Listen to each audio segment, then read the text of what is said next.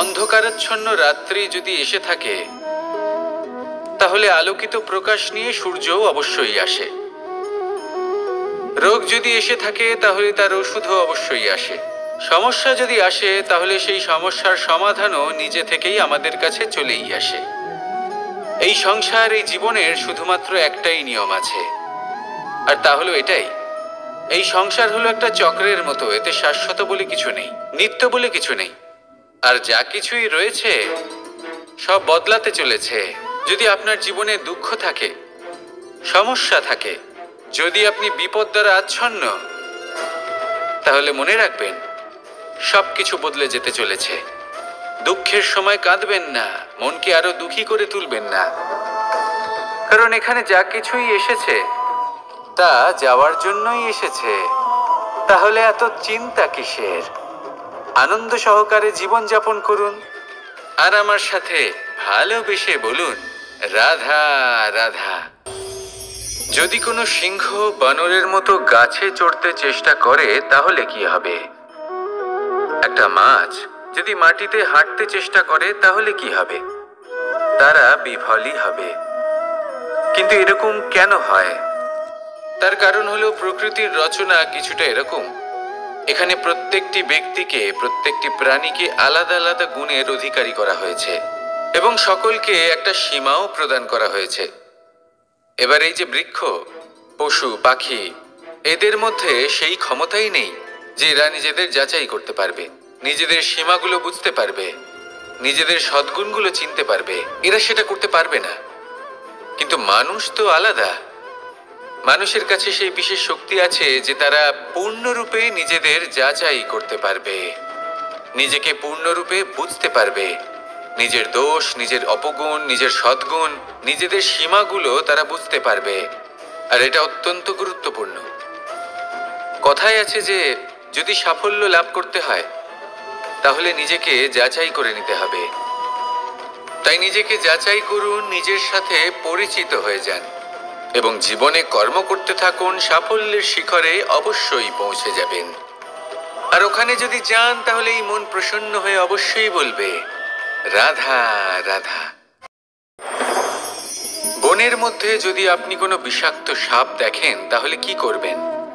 আপনি তখনই তার থেকে দূরে পালাতে চেষ্টা করবেন। আর এটা কেন করবেন? নিজের রক্ষার্থে।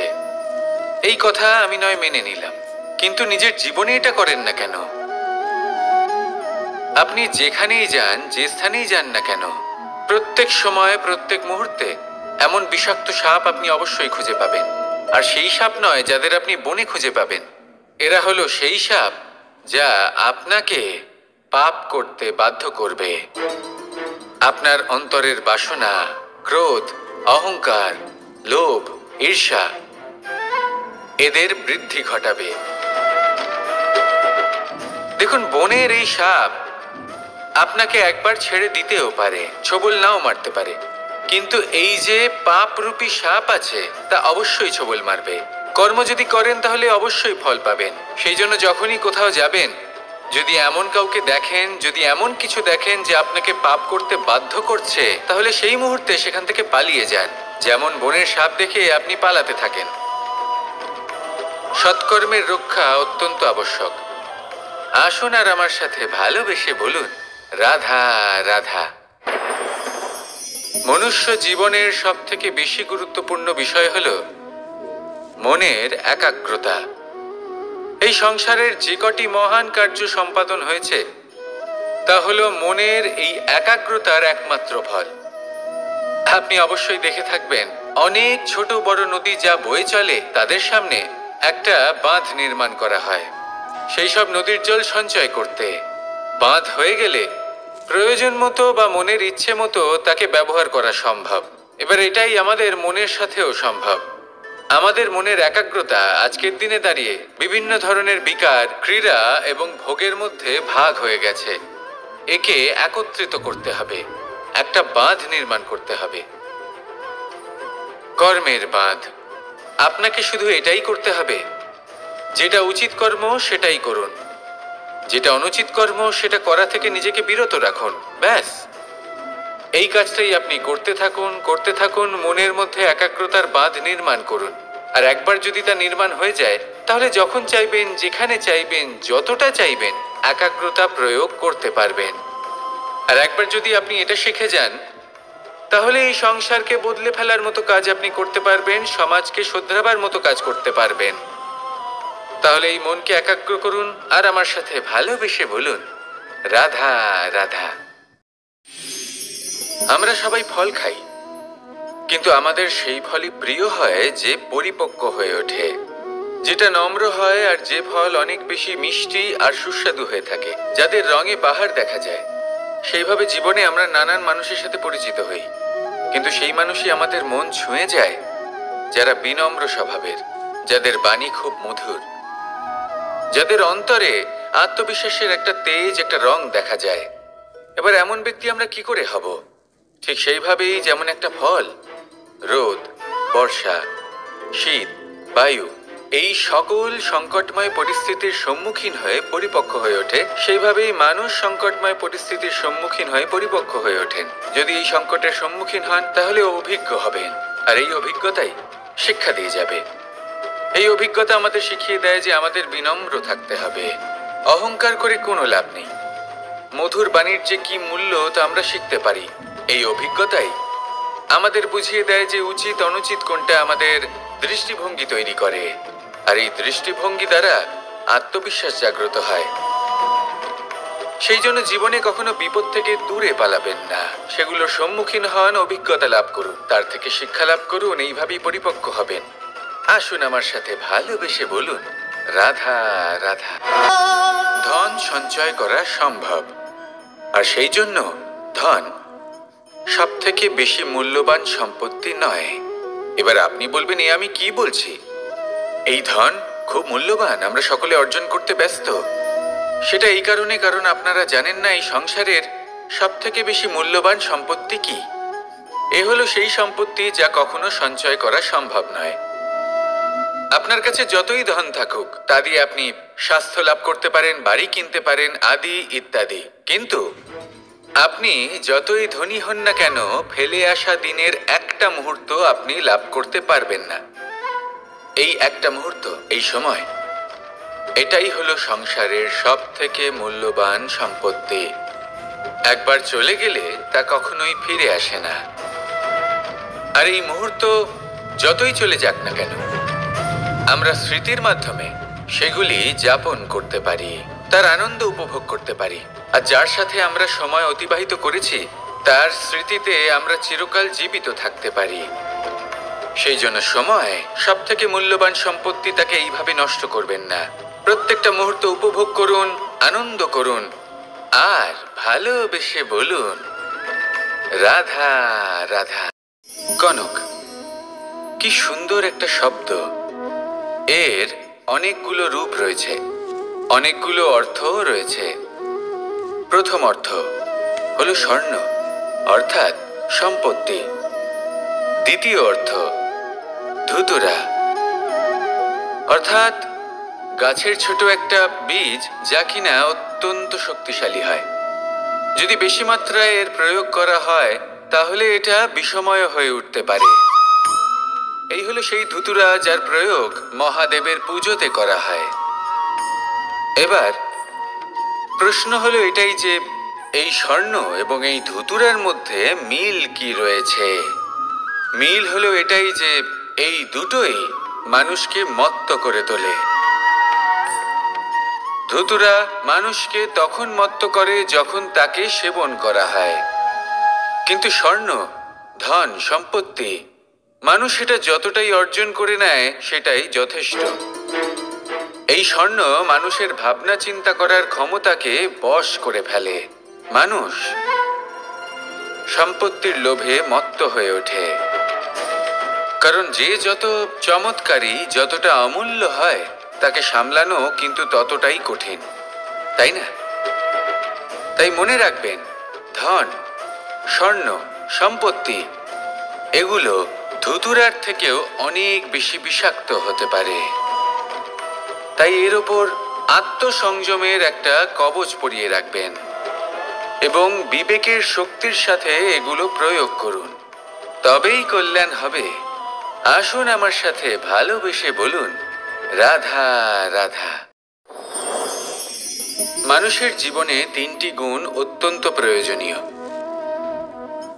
শ্রদ্ধা, বিনম্রতা, যোগ্যতা। যদি জ্ঞান লাভ করতে চান তাহলে শ্রদ্ধার প্রয়োজন, যদি মান লাভ করতে চান তাহলে স্বভাবে বিনম্র হওয়া প্রয়োজন, আর যদি মনোবাঞ্ছিত স্থান লাভ করতে চান তাহলে যোগ্যতার প্রয়োজন। বিষয়টা সহজ। শ্রদ্ধা আপনাকে জ্ঞান দেবে, নম্রতা আপনাকে মান, আর যোগ্যতা উচিত স্থান দেবে।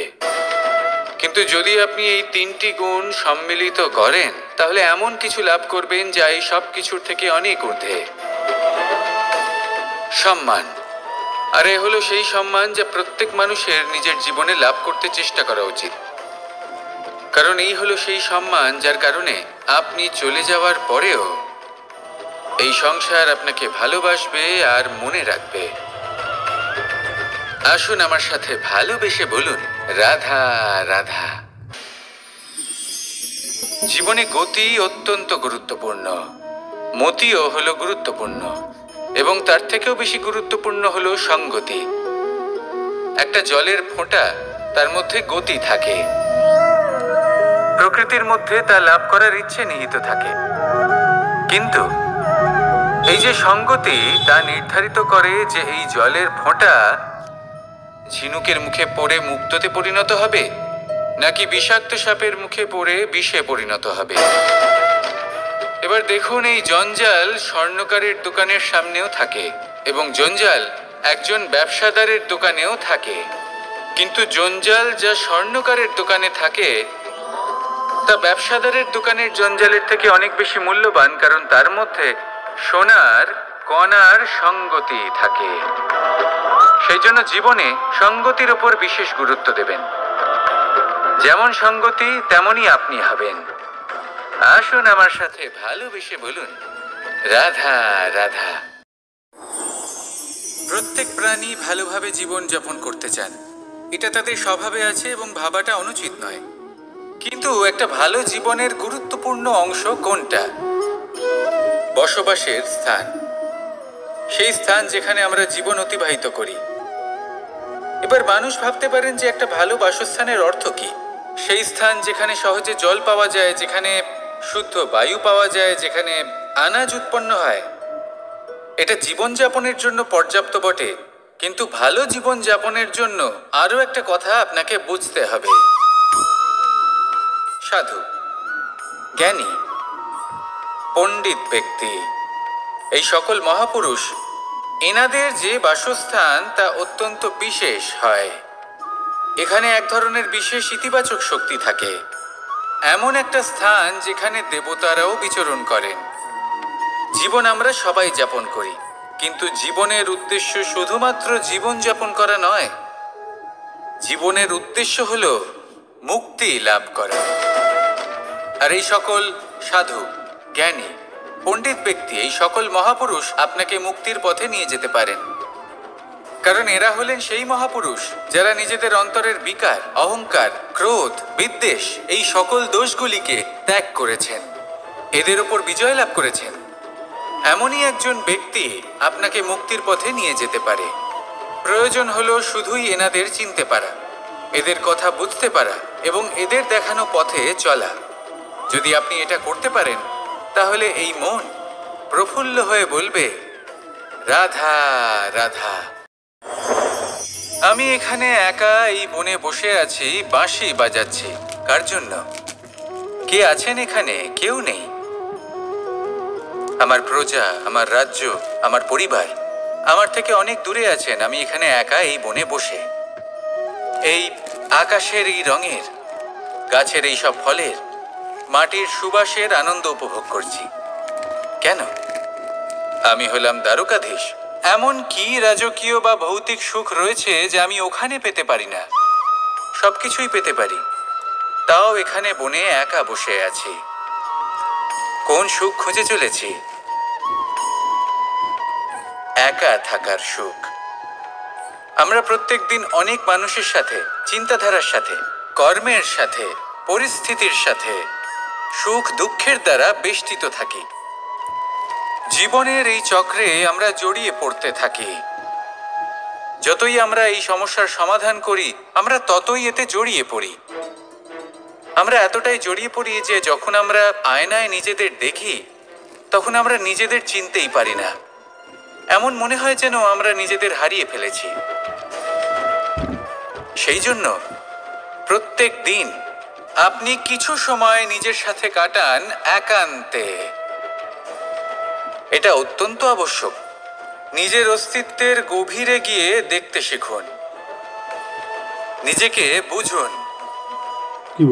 অদ্ভুত শান্তির অনুভূতি হবে। যেমন এই বায়ু, এই বৃক্ষ, এই পুষ্প, এই নিসর্গ, এদের মতো আপনিও কখনো একলা হতে শিখুন। কখনো নিসর্গের একটা অংশ হয়ে দেখুন। এই মন প্রসন্ন হয়ে বলবে, রাধা রাধা। ওমা, এ কি? আমি কখন থেকে এখানে অপেক্ষা করছি, হাত পেতে দাঁড়িয়ে রয়েছি যাতে একটা ফল আমার হাতে এসে পড়ে এবং সেটা আমি খেতে পারি। কখন থেকে অপেক্ষা করছি, কিন্তু সেটা হচ্ছেই না। এবার আপনি বলবেন যে এসব কি বলছি, এ কি অদ্ভুত কথা বলছি। যদি ফল খেতে হয় তাহলে আমাকে বৃক্ষে চড়তে হবে, ফলের কাছে পৌঁছতে হবে, তবেই তো ফল পাবো। এবারে এটা অত্যন্ত সহজ ব্যাপার, কিন্তু এই বিষয়টা আপনি নিজের জীবনের প্রসঙ্গে ভেবে দেখুন। লক্ষ্য কোথায় আছে আপনি জানেন, সেই লক্ষ্যে পৌঁছানোর পথ কি সেটাও আপনি জানেন, সেই পথে চলার ক্ষমতাও আপনার রয়েছে, কিন্তু তাও আপনি নিজের লক্ষ্য লাভ করতে পারছেন না। কেন? কারণ আপনি অপেক্ষা করছেন যে লক্ষ্য আপনার সামনে চলে আসবে, কিন্তু তা হয় না। লক্ষ্য সে যাই হোক না কেন, ধন হোক, প্রেম হোক, কোনো সম্মান হোক বা মোক্ষ হোক, যদি আপনি তার দিকে অগ্রসর না হন তাহলে ফল প্রাপ্তি অসম্ভব ব্যাপার, তা কোনোদিনই হবে না। সেই জন্য আপনার চোখের সামনে আপনি যদি নিজের লক্ষ্যকে দেখতে পান, তাহলে উঠুন এবং সেই দিকে অগ্রসর হতে শুরু করুন। নিজের অন্তরের সকল অশুভ গুণ দূর করুন, অলসতা ত্যাগ করুন, অজ্ঞানতা ত্যাগ করে দিন এবং চলতে থাকুন। অবশ্যই মনোবাঞ্ছিত ফল লাভ করতে পারবেন। মনে রাখবেন, চলতে থাকলে তবেই লক্ষ্য প্রাপ্তি হবে। অপেক্ষার দ্বারা শুধুমাত্র মৃত্যু লাভ হবে। আসুন আমার সাথে ভালোবেসে বলুন, রাধা রাধা। আমি দ্বারকাধীশ এবং আমার সভাতে বিভিন্ন সময় বিভিন্ন ধরনের মানুষ আসেন, নিজেদের দাবি নিয়ে, নিজেদের ইচ্ছে নিয়ে। কখনো কেউ ভোজন চান, আবার কখনো কেউ ওষুধ, কখনো কেউ বস্তু চান, কেউ আবার চান বস্ত্র। কারোর জ্ঞান চাই, কারোর ধন চাই, আবার কারোর বাসস্থান। অনেক সময় আমি এই অনুরোধ, এই ইচ্ছে পূর্ণ করি না। এবার আপনি এটা ভাবতেই পারেন যে কৃষ্ণ তো তাহলে লোভী, ওর কাছে তো সবকিছুই রয়েছে, তারপরেও সে নিজের প্রজার ইচ্ছে পূর্ণ করে না, তাদের সমস্যাগুলি বুঝতে পারে না, তাদের সুখ স্বাচ্ছন্দ্য প্রদান করে না। আসল সত্য হলো এটাই যে কোনো সবল ব্যক্তি, যে কোনো গৃহস্থ ব্যক্তি যে কাজ করতে সক্ষম, তার পরিশ্রম দ্বারাই নিজের প্রয়োজনগুলি এবং ইচ্ছেগুলি পূরণ করা উচিত। এটা অত্যন্ত প্রয়োজনীয়। আর এগুলো তিনি করতে পারেন শিল্প, ব্যবসা, আচরণ অথবা জ্ঞানের ভিত্তিতে। এই পথে চলতে হবে, পরিশ্রম করতে হবে, তবেই সে কিছু অর্জন করতে পারবে। এবার এমন কোনো ব্যক্তি যার এই সব কিছুতে কোনো রুচি নেই, যে কিছুই করতে চায় না, সে কিছুই অর্জন করতে পারবে না। এবার এরকম কোনো ব্যক্তিকে যদি আমি কোনো বস্তু প্রদান করি, তাহলে কি হবে? সে পরাধীন হয়ে যাবে, আর সেটা উচিত হবে না। তাহলে কি করা উচিত? তাকে পথ দেখানো, তাকে বোঝাতে হবে যে কোন পথে চলে তুমি নিজের লক্ষ্য প্রাপ্ত করতে পারবে। শিল্প, জ্ঞান, আচরণ এবং ব্যবসা, এই পথে কিভাবে চলে সেটা শেখাতে হবে। আর আমি সেটাই করি। তার ফলে কি হয়? ব্যক্তি স্বাধীন হয়ে যায়। সংসারে সে যা চাইবে তাই প্রাপ্ত করতে পারবে, কখনো কারোর থেকে কিছু চাইবার প্রয়োজন পড়বেই না। এই কথাটা সবসময় মনে রাখবেন। যখনই দান করবেন তা ভাবনা চিন্তা করে এমন ভাবে দান করবেন যাতে সামনের ব্যক্তি স্বাধীন হতে পারেন, পরাধীন নয়। আসুন আমার সাথে ভালোবেসে বলুন, রাধা রাধা করতে শিখুন। পাণ্ডবরা বন থেকে এসেছিলেন। ওনাদের কাছে না কোনো ধন ছিল, না কোনো সম্পদ, না বিদ্যা। নিজের পরিশ্রমের দ্বারা ওনারা বিদ্যা অর্জন করেছিলেন, আর তার দ্বারাই সম্পদ অর্জন করলেন আর ধনও অর্জন করলেন। এই পাণ্ডব ছিলেন অত্যন্ত কুশল এবং শক্তিশালী। যুধিষ্ঠির নিজের পরিশ্রম দ্বারা এমন জ্ঞান অর্জন করেছিলেন যে এই সংসার ওনাকে ধর্মরাজ যুধিষ্ঠির অভিহিত করেছিল।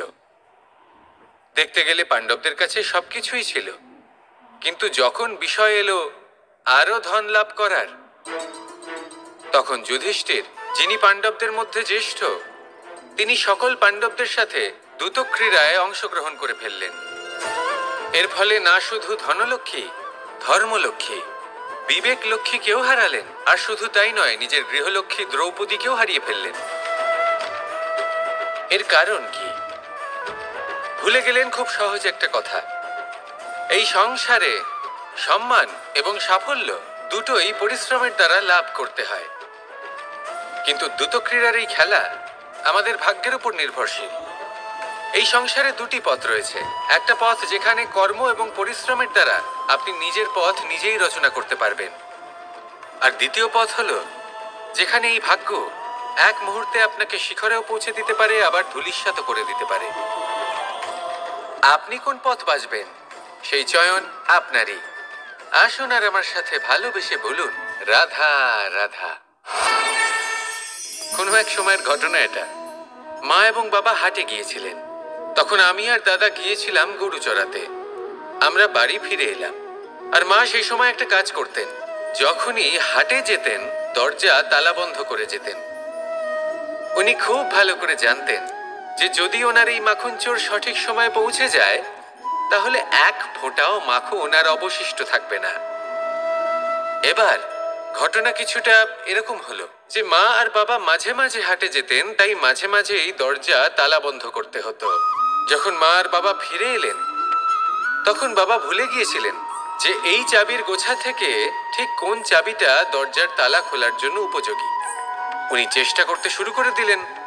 একটার পর একটা চাবি দিয়ে উনি চেষ্টা করতে থাকলেন, কিন্তু সেই দরজার তালা তো খুলতেই চাইছিল না। ওনার মাথা থেকে ঘাম পড়তে শুরু করলো। তখন মা বললেন যে তালা ভেঙে দেওয়া যাক। মা চলে গেলেন, আর বাবা বললেন না না দাঁড়াও, আর কিছু চাবি বাকি আছে, এটা হয়তো খুলতে পারবো। মা হাতুড়ি নিয়ে চলে এলেন সেই তালা ভাঙার জন্য, আর তখনই বাবা শেষ চাবিটা প্রয়োগ করলেন আর দরজার তালা খুলে গেল। যদি উনি চেষ্টা না করতেন তাহলে এই তালাটাও ভেঙে যেত আর চাবিটাও নষ্ট হয়ে যেত, ঠিক কিনা? এবার এই ঘটনাটা আমি দেখেছিলাম, আর আমার মনে হলো যে কখনো কখনো এই চাবির গোছার মধ্যে থেকে শেষ চাবিটাও কিন্তু জীবনের দরজা খুলে দিতে পারে। সেজন্য আপনি যদি জীবনে সাফল্য লাভ করতে চেষ্টা করেন, নিজের লক্ষ্যে পৌঁছতে চান, তাহলে হার মানবেন না। হয়তো দেখবেন আপনার পরবর্তী প্রচেষ্টা বা এই অন্তিম প্রচেষ্টা আপনাকে সাফল্যের পথে নিয়ে গেল। তাই নিরন্তর প্রচেষ্টা করতে থাকুন, জীবনে সাফল্য লাভ করুন। যজ্ঞের আগুনকে শুভ বলে মনে করা হয়, আর সেখানেই চিতার আগুনকে অশুভ মনে করা হয়। এমনটা কেন হয়? এখানে বিষয়টা হলো লক্ষ্য, বিচার এবং সঙ্গের। যখন আমরা যজ্ঞ করি তখন আমাদের লক্ষ্য কি হয়? পরিবেশকে আরো পবিত্র করে তোলা, ইতিবাচক করে তোলা। আমাদের লক্ষ্য শুভ হয়। তারপরে আসে বিচার। এই পরিস্থিতিতে সেই বিচার হলো অগ্নি। স্ফুলিঙ্গ থেকে তীব্র আকার ধারণ করে সমস্ত কাঠকে পুড়িয়ে দেয় এবং সুগন্ধ ছড়িয়ে দেয়। অর্থাৎ যদি আপনার লক্ষ্য শুভ হয় তাহলে তার নিজেই শুভ বিচারধারাকে আমন্ত্রণ জানায়।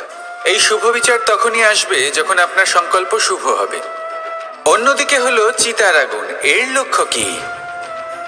একটা দেহকে পরধামে পৌঁছে দেওয়া। সবার শেষে সবকিছু আপনার উপরে নির্ভরশীল যে আপনি কোনটা চয়ন করতে চান। আপনার লক্ষ্য যদি শুভ হয় তাহলে আপনার বিচার এবং সঙ্গতি আর তার পরিণাম সবই শুভ হবে। আসুন আর আমার সাথে ভালোবেসে বলুন, রাধা রাধা। এই সংসারের প্রত্যেক বস্তুর, প্রত্যেক পরিস্থিতির, প্রত্যেক আবেগের দুটি দিক আছে।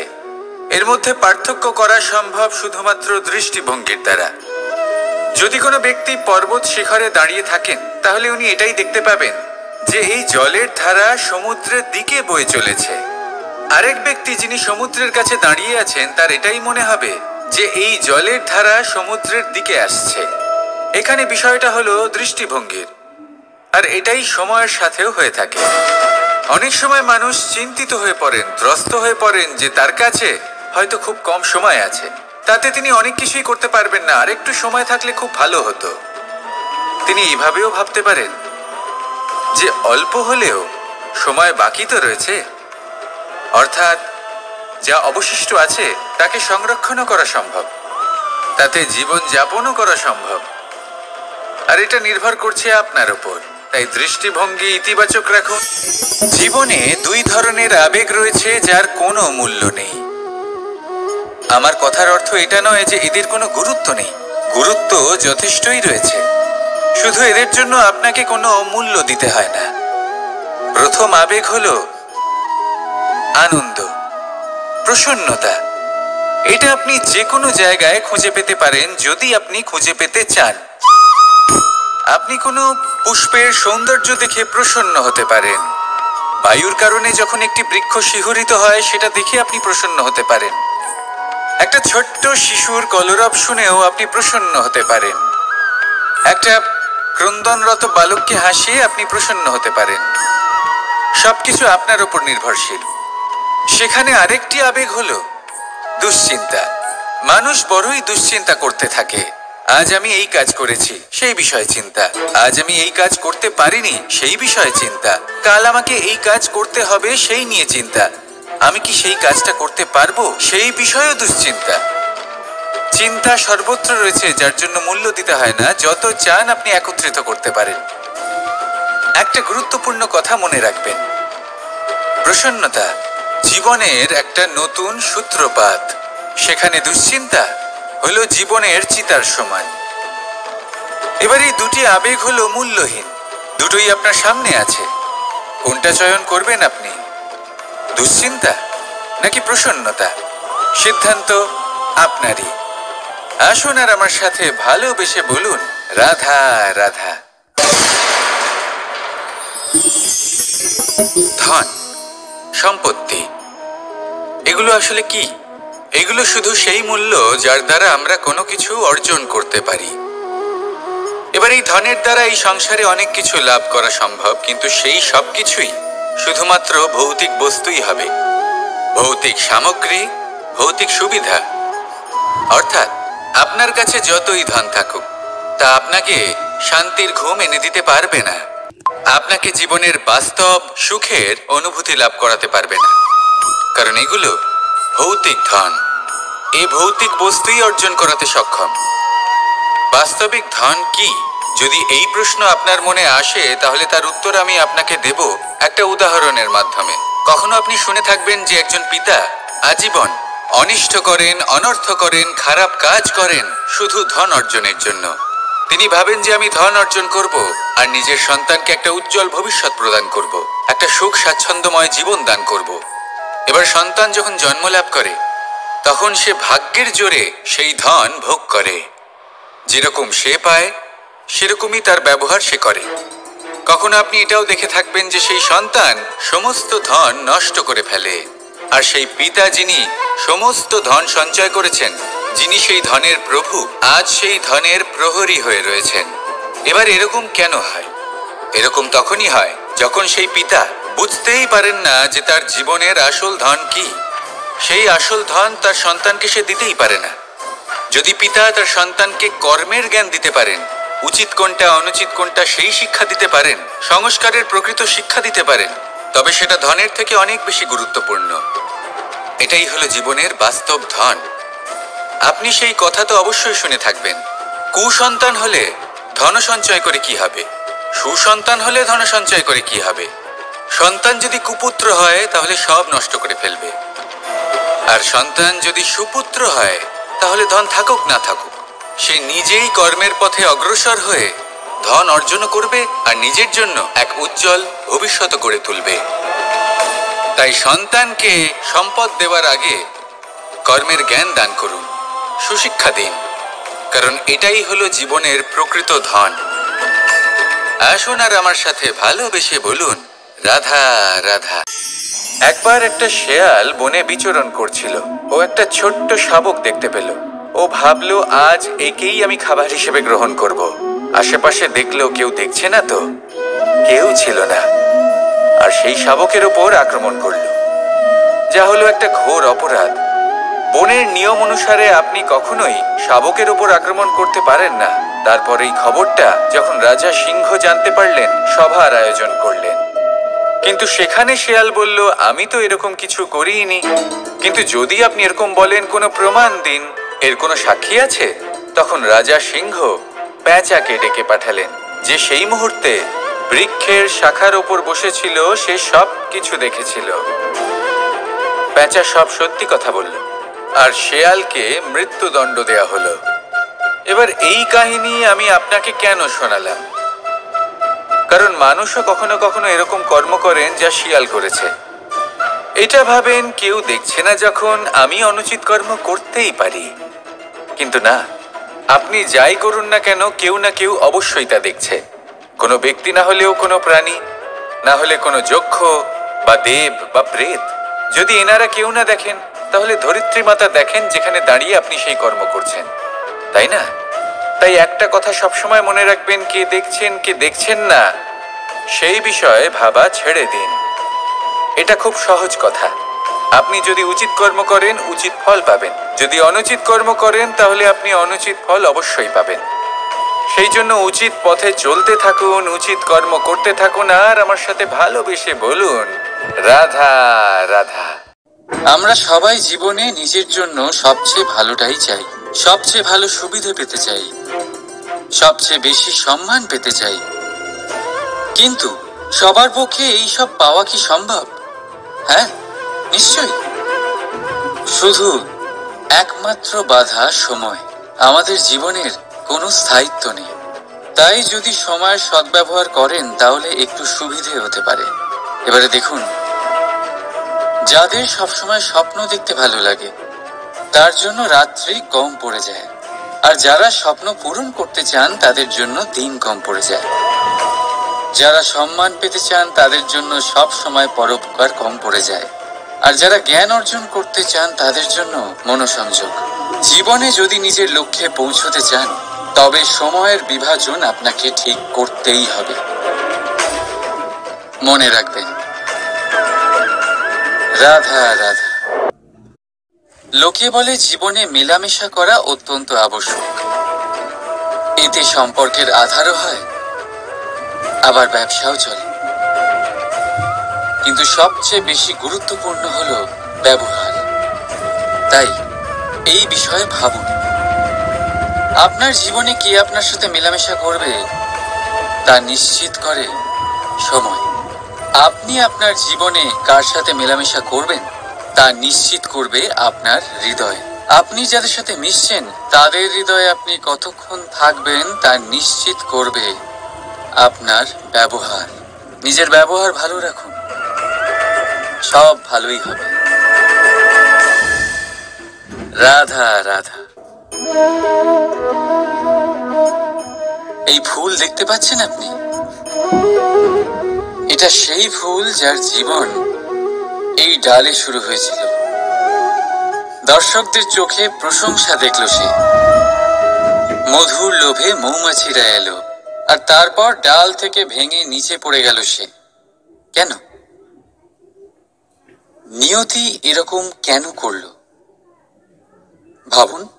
কারণ এই ডালেই ফুল হয়ে থাকাটা এই ফুলের জীবনের লক্ষ্য কখনোই ছিল না।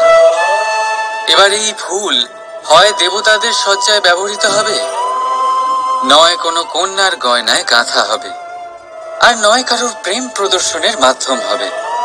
দেখুন, জীবনে নিজের লক্ষ্যে পৌঁছতে হলে যাত্রাকে ভয় পেলে চলবে না। নিজের অস্তিত্ব তৈরি করতে হলে তাদের ছায়া থেকে আপনাদের দূরে যেতেই হবে যারা আপনাকে অস্তিত্ব প্রদান করেছেন। এটাই জীবনের নিরন্তর সত্য।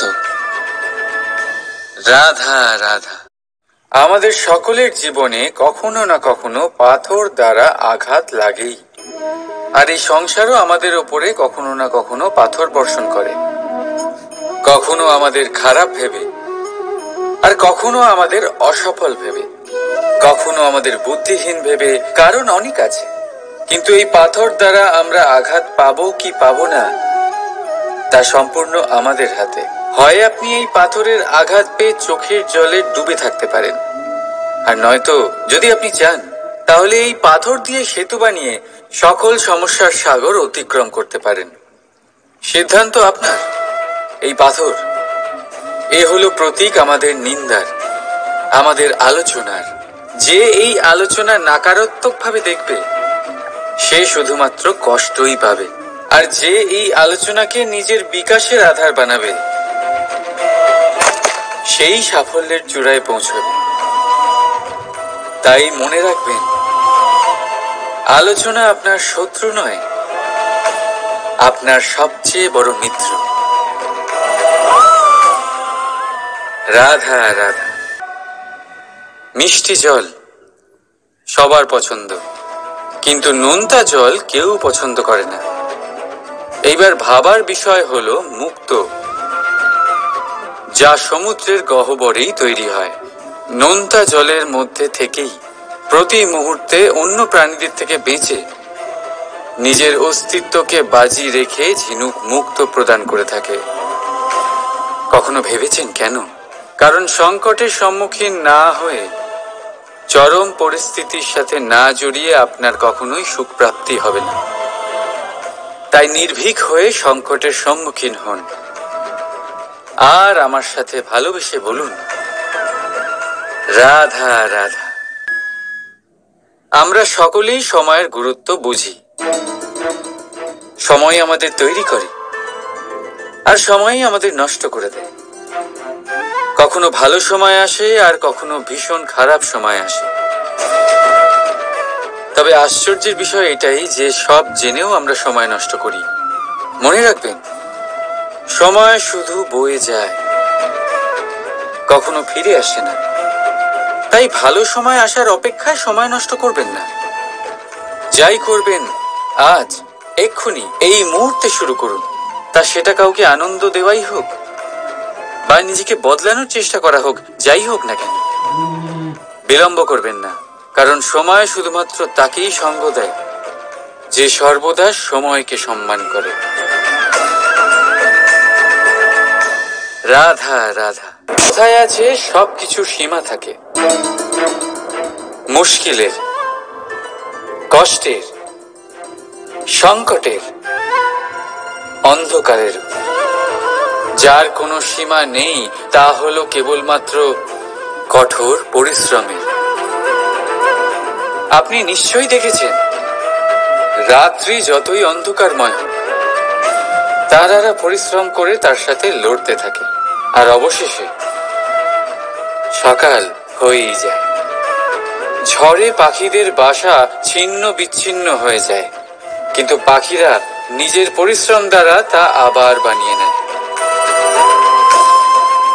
কারণ যা সীমিত তাকে অসীমের কাছে হারতে হয়, আর পরিশ্রম অসীম। রাধা রাধা। প্রবাহিত নদী কত সুন্দর হয়, বলিষ্ঠ হয়। যেদিক দিয়ে বয়ে যায় সেখানে এক নতুন জীবন প্রদান করে, ধরণীকে উর্বর করে, আকাল দূরে রাখে। আর হয়তো এই জন্যই নদীকে মায়ের মতো পুজো করা হয়। কিন্তু আপনি কি কখনো ভেবে দেখেছেন যে নদীর জন্ম কি করে হয়?